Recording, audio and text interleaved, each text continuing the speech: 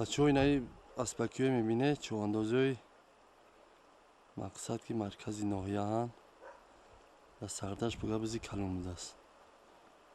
امروز شنبه همون سرح کشیدگی هن و نصیب کنه که تنجی امانی باشه بگه بزی کلون در مرکزی جماعت دیهات سغرده است.